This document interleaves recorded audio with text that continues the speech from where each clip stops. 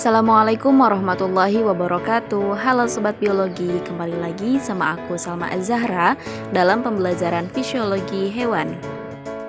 Materi fisiologi hewan kali ini yaitu mengenai bioenergetika, hibernasi, dan nokturnal.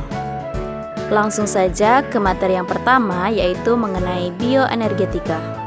Nah, kalian tahu gak sih apa yang dimaksud dengan bioenergetika?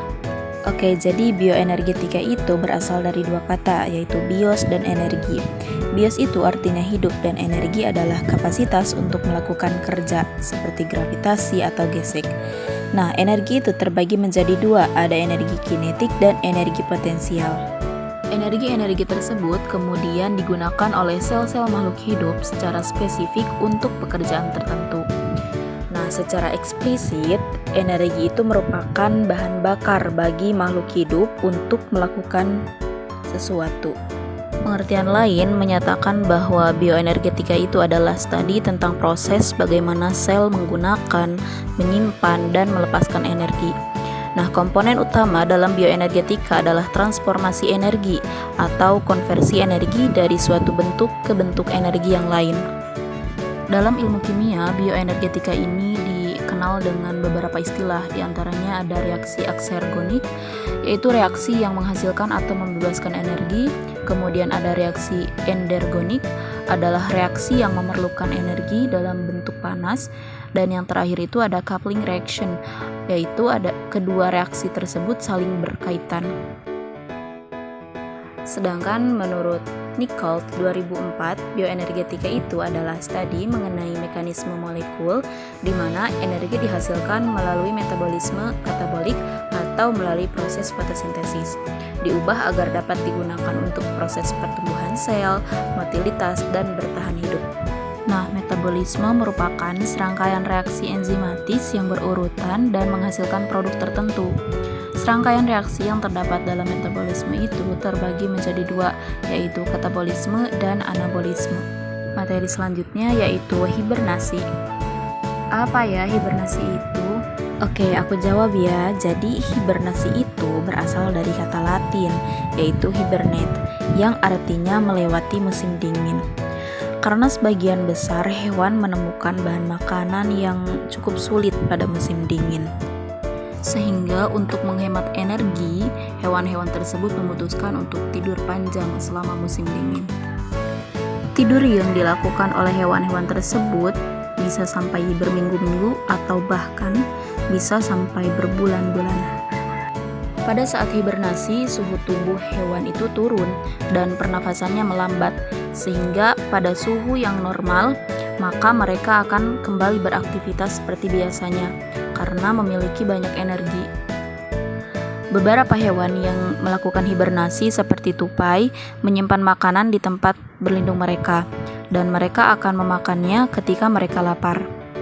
Sedangkan untuk hewan seperti kura-kura, ikan berlindung di bawah batu, kayu, lumpur, dan dedaunan. Dan mereka akan keluar ketika cuacanya sudah normal. Jadi bisa disimpulkan bahwa hibernasi itu adalah suatu sikap atau perlakuan hewan di mana mereka mempertahankan energi dan menghemat energi. Karena pada saat musim yang ekstrim atau dingin, hewan-hewan tersebut cenderung sulit untuk menemukan makanan. Nah, contoh hewan-hewan yang biasanya melakukan hibernasi itu diantaranya ada common porwheel, kemudian ada beruang, namun tidak semua beruang dapat berhibernasi. Selanjutnya ada kelelawar. Nah, kelelawar ini dapat berhibernasi antara 64 sampai 66 hari. Selain itu ada lemur kerdil. Selanjutnya ada kura-kura. Lalu ada lebah. Nah, lebah ini biasanya yang melakukan hibernasi itu adalah ratunya itu sendiri. Sedangkan untuk lebah jantan dan lebah pekerja itu akan mati karena tidak melakukan hibernasi. Selanjutnya ada siput. Nah, mereka akan menutupi bukaan cangkangnya dengan lapisan lendir kering selama berhibernasi. Materi selanjutnya yaitu nokturnal. Kalian tahu gak sih apa itu hewan nokturnal? Oke, jadi hewan nokturnal itu adalah hewan yang aktif pada malam hari dan tidur pada siang hari. Nah, pada umumnya, hewan nokturnal itu memiliki kemampuan pendengaran yang sangat tajam, penciuman, serta penglihatan yang sangat baik. Lalu kenapa ya hewan-hewan tersebut beraktivitas di malam hari? Nah, dan biasanya hewan-hewan nokturnal itu memiliki kornea, lensa, dan pupil yang lebih besar dari kebanyakan hewan yang lain. Fungsinya yaitu untuk membantu mereka melihat di dalam kegelapan. Nah, yang menjadi pertanyaannya, kenapa mereka beraktivitas di malam hari? Oke, jadi salah satu faktor mereka beraktivitas di malam hari yaitu untuk menghindari predator yang memburu mereka. Selain itu, perilaku nokturnal itu timbul sebagai respon akibat faktor luar seperti suhu, keefektifan pemburuan makanan, keadaan predasi atau ancaman dari hewan lain, dan juga faktor lingkungan lainnya. Nah, apa saja ya hewan-hewan nokturnal itu? Contoh hewan nokturnal yang pertama yaitu jangkrik. Jangkrik adalah jenis serangga yang aktif di malam hari. Nah, suara jangkrik dihasilkan dari gesekan sayap jangkrik jantan untuk menarik perhatian jangkrik betina dan juga untuk mengusir jangkrik jantan lain dari wilayahnya. Hewan nokturnal kedua yaitu toke. Nah, pada siang hari, toke lebih banyak tidur di tempat persembunyiannya.